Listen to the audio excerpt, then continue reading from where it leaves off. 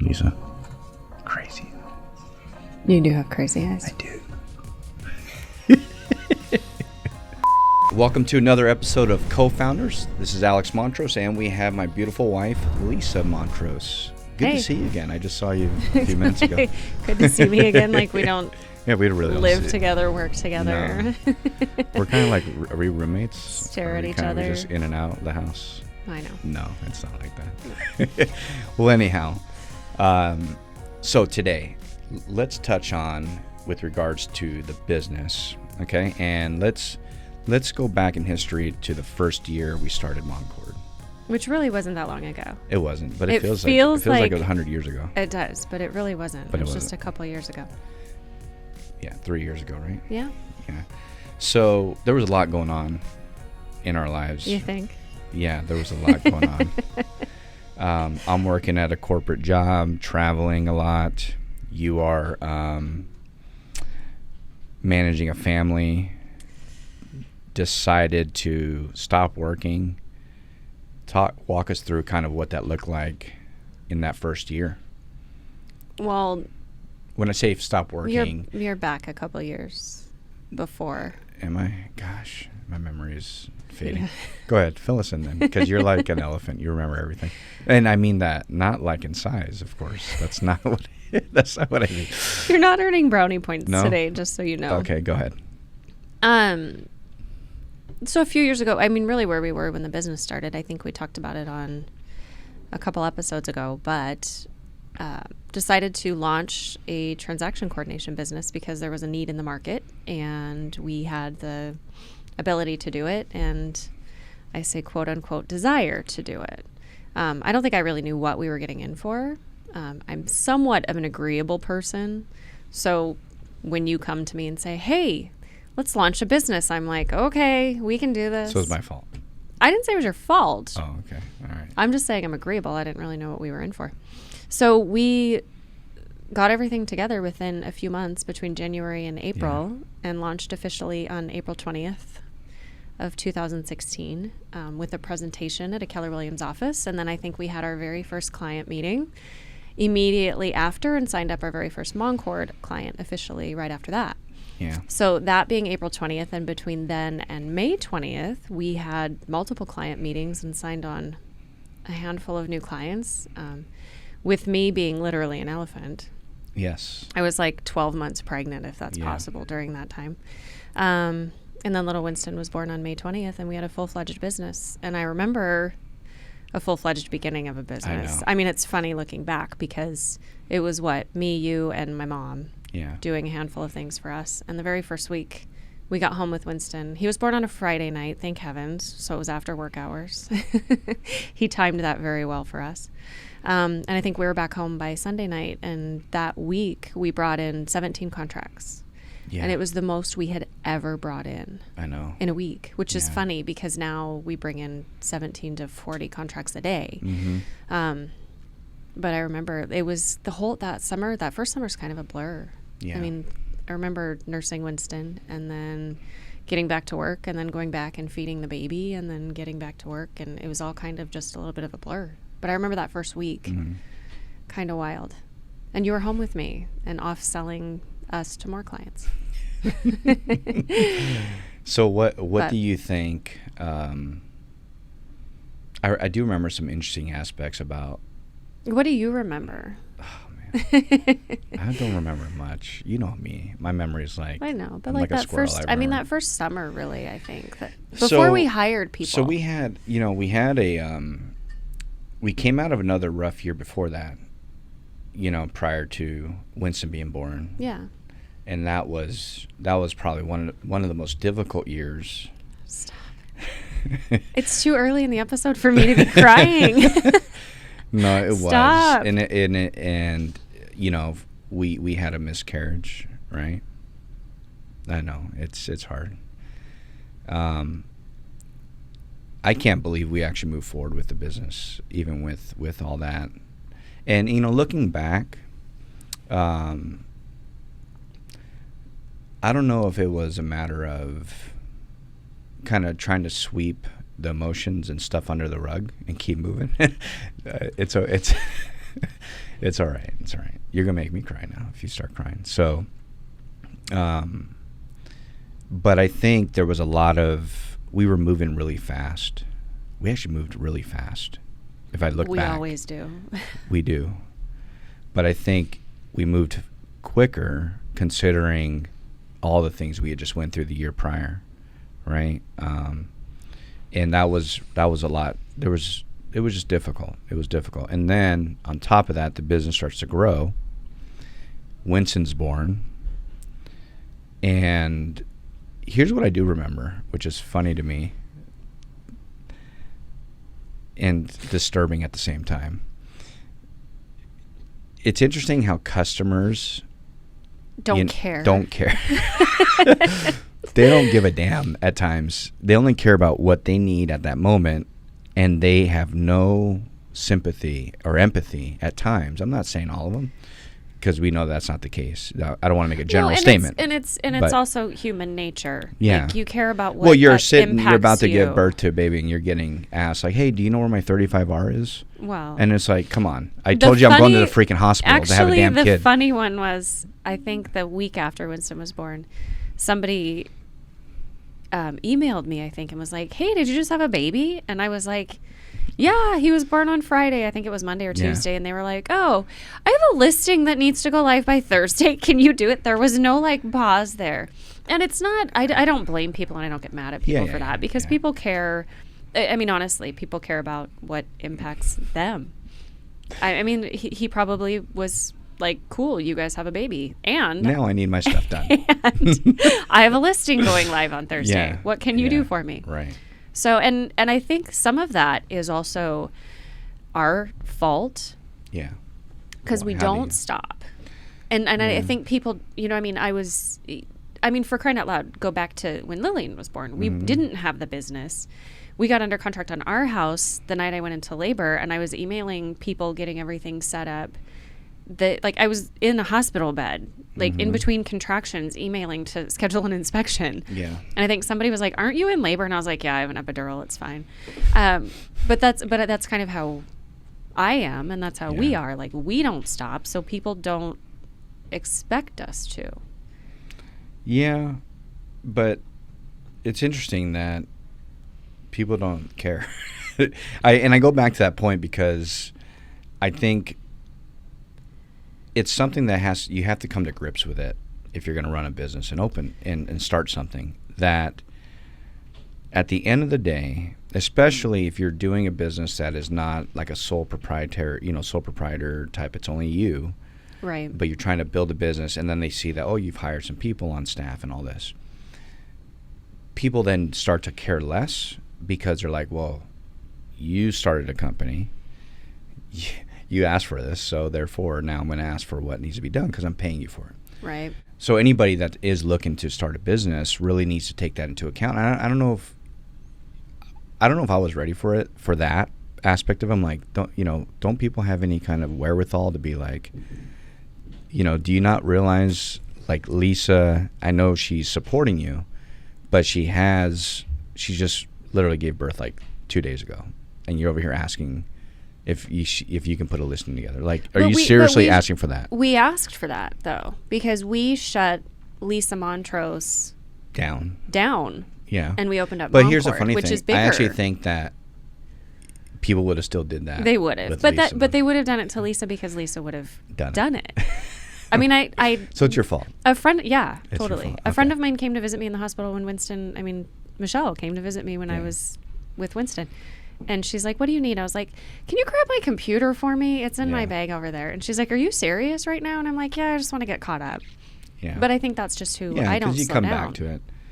I think going back to that point of, like, piece of advice for people that are looking to start a business, you have to come to grips to that once you have a customer base or a consumer base, whatever that is, the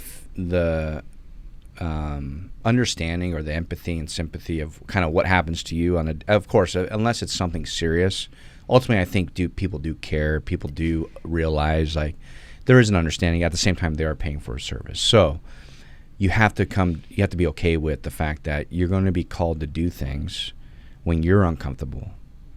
because your client is uncomfortable and they're paying you to Right. do something. So you can't get yourself sometimes out of a situation without potentially losing a client, right? Because they might be like, well, how many coordinators are well, not coordinators, but how many clients have we come to us that said, hey, you know, my coordinator was, you know, they're just either taking vacations all the time or whatever, and all of a sudden they're like, I need somebody that's, you know, I dealt with it for about 2 years and I couldn't do it anymore. Like, I need somebody that's going to be able to, you know, meet the needs of my business, right? Which we've grown to that point. I mean, Sure. I think when you start a business, I don't think people start a business with 12 employees or 25 employees or 500. You know, you Right. start with you Right. and maybe one other person. And then as your business, ideally, I mean, that's Right, usually sure. what you can afford. And then as your business grows, you hire people. And so that it shifts. Yeah. I mean, that changes as you grow as a company.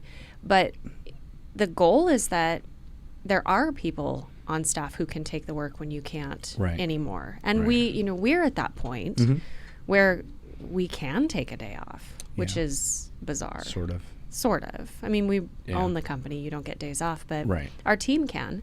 Yeah. I mean, we have someone going on vacation next week for a week. Yeah. And she gets to go on vacation and her files get to be covered. And the other benefit is her clients are still taken care of. You know, they don't skip a beat. Yeah. That's So good. it's a growing thing. But in the beginning, it doesn't matter what happens in your life. It just doesn't matter because you started a company and now you're responsible to deliver what you said you were going to deliver, regardless of your circumstances. Yeah. So I do remember when did we have that, like, that argument when we were driving to Paseos? when I got out of the car while I was driving. Yeah, when was that? When was that? Because this stuff will happen, guys. Oh, that You know, one? yeah. Was that year 1 or year 2? That was Or was year- that like last week? No. No, it wasn't last week. That was year 1. And Year that one. was like We were 2 under, months in. and We then- were early. Yeah, we were under a We lot were of pressure. early in. Yeah, I was driving the car and I got so mad. I got out of the car and Yeah. walked away. For like 10 steps, and then you're like, all right. I know, because then I was like, I mean, as soon as I did it, I was like, what am I going to do? Like, I don't know. like- That's like what now I was he's- thinking too, because I was like, well, okay, we'll I see mean, what she's going to do. Now he's in the passenger seat of this car at a red light with the driver's side door open.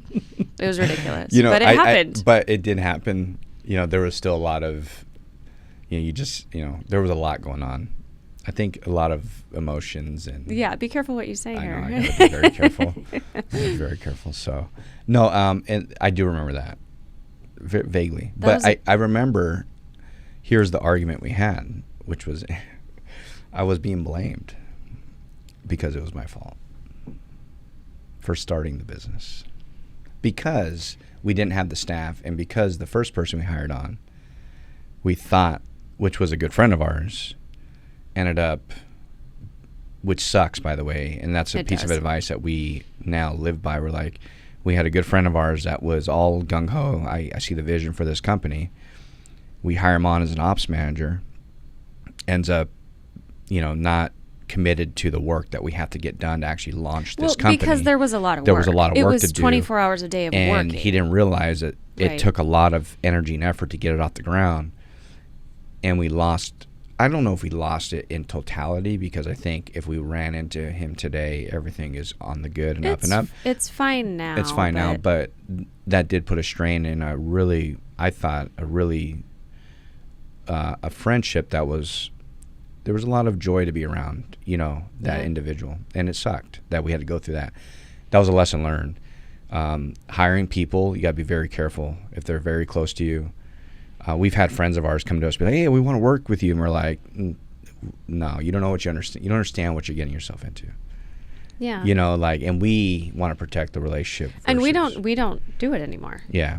I mean, So we do not hire friends because of that. Yeah, and what I learned from that experience, and I go back to that car ride, which was funny. I look back and we have to laugh at this point because we were on our way to Kenny Chesney. Like we were on the way to Kenny Chesney. We couldn't not go. I know. It took a lot of years to convert me to liking country, and I finally get there. I win. You won. I always do. I know. Because I was not a country fan until you came into my life. So we were going to Kenny Chesney, which, by the way, I love Kenny Chesney at this point. we got to do Floribama one day. So, but I remember that because that was a turning point, and I think I was like, you know what, this isn't worth it. And you, now I blame you because you were like, no, we gotta keep doing this now. We can't stop. I was like, all right, so the blame game has to come to an end. The blame game has to come to an end because we're both committed to it. Here we are.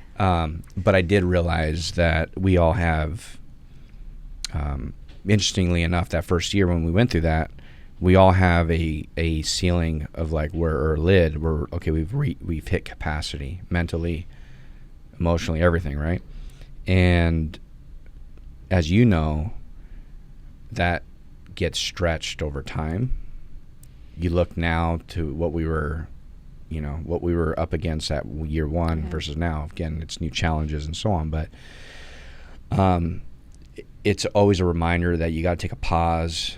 You got to remember that in those moments, somebody's being stretched, or I'm being stretched, whatever it is, you're being stretched, I'm being stretched. We have to now pause, let that, in essence, kind of come to a resting place, to where that rubber band, it's now, if it's stretched and it's being pulled, there's a lot of tension, and then the moment you let go of it, it's now has more capacity, but it's relaxed, right?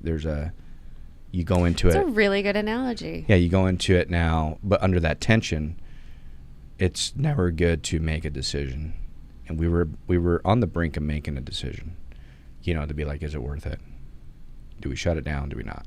But it's been interesting over the past 3 years, and I know we're focusing on year one, but it seems like the moments we've balanced each other out. And I think 10 years from now, wherever we see this company, I think if either of us had our way at any given moment, this thing wouldn't be alive. Right. Because I think it's the moments where you're like, this isn't worth it. I don't want to do this. And I'm like, no. Yeah. We're going to make what we've put into this worth it, and we're going to fight through this. And then you've done the same to me. Mm-hmm. So I think, fortunately, we haven't had that moment at the same time. Yeah, individually, if you go about it, I think a lot of companies fold if they don't have a sounding board to be like, okay, help me understand where I'm at. And then all of a sudden, that person that gets momentum comes up against their first challenge, they break. And then they're like, they're no longer in because business. it's hard and you don't know that you can get through it. And there are times that you really feel like you can't. Right. Yeah. There's times that you just don't think you can get through it. So I think this is great. This is good conversation. I want you to share because you have better memory than I do. I can definitely share year 3, like last week, kind of what was learned from last week. That's all me. Are you sure? Maybe. I don't know. Maybe yesterday. But what is the main lesson that we took away from year 1? And what would it be for the audience? What do we think the audience would get out of, going into business, what to expect year 1? One main lesson? Yeah. That's a really tough one. I think knowing what to expect is that you won't know what to expect. No matter what your expectation is, throw that out the window. And I think it's that first year, be willing to be tired, because you're going to be. Yeah. And I think being in business with your spouse or best friend or somebody who's really close to you, know that there's going to be a strain on that relationship. Mm-hmm. There just is. Yeah. Because you can't separate the two, and there's a strain on the business because it's brand new. Mm-hmm. So I would say be prepared for a rocky journey in the beginning and just fight through it, because then you look back and that rocky journey seems like nothing. And it seems ridiculous to get out of a car at a stoplight. It does. That is pretty ridiculous. It actually seemed ridiculous 10 seconds after I did it, but then I was sort of committed. You were committed. You were I was committed. like... and I was like, all right, let's see what she's going to do. I came back. You did. Before the light turned green, thank heavens. I don't know what I was going to do. Take a bus home, I guess. But I didn't want to miss Kenny Chesney. No, so I was going to go by myself. I don't know. And we did enjoy Kenny, and we did reconcile. We worked everything. Through it. It was actually, we had a great night. We missed Old Dominion, though. We did that, yeah. That's okay. We've seen him 5 times since then. And I'm going again this weekend. So. I know. But I would say that. Be prepared for a rocky journey and be willing to fight through that. Have those conversations that you have to have. Perfect. That's good. What That's about a good you? way. No, there's no you. No, there's no me because I think we're out of time. There's no you on that one. No, but I think that really encapsulates a lot. There's a lot there. There's a lot of meat in that, like in that preparation mentally to know that. Don't expect it to be. I mean, who knows? There might be people that have been. It was a smooth ride, and maybe in year 3. I would love to hear from those people that had just nothing. But I don't know if that's the smooth ride case. from- There's definitely a lot of work and effort at the beginning. So I think you captured that very well. So welcome to the Optimizer segment of our episode. This is where we provide some guidance, advice, tips, tricks, those type of things to help you optimize your time, your relationships, your business, and your life. And today I want to touch on something that is, I think, to some degree, really, really elementary and basic, but gets overlooked. And I'm going to bring up the productivity planner or a planner in general. The reason why is if you want to optimize your day, the day that you're about to walk into, and you have no clue on what you're walking into for that day, you're going to have a lot of anxiety, potential lack of focus, and clarity on what actually needs to get done. Whether you do it through, writing it down. I love this productivity planner. It's created by Intelligent Change. It's awesome. I highly recommend it. There's a million out there, or you do it digitally. Nevertheless, plan your day the night before, and the amount of peace you get going into the new day is, you really can't describe it. You have so much energy and focus and clarity going into the new day that you're going to be on the right path to get the right things done. So with that said, focus on planning the night before, the weekend, or on the weekend before, like if it's Sunday, plan for the week coming up. And you see a drastic change in the way you optimize your time and energy throughout that week, day, month, year, etc. Do you want to sign us off? This was a good year 1. I think next episode, let's touch on, what did year 2 look like? And then we'll kind of dive into year 2, then year 3, and we'll go into kind of the future of Montcord and what we're learning, what we hope to learn, and all those other things that come along with running a business together. Awesome. I look forward to it. All right. Thanks for joining us, and we'll see you next time. Have a great day, guys.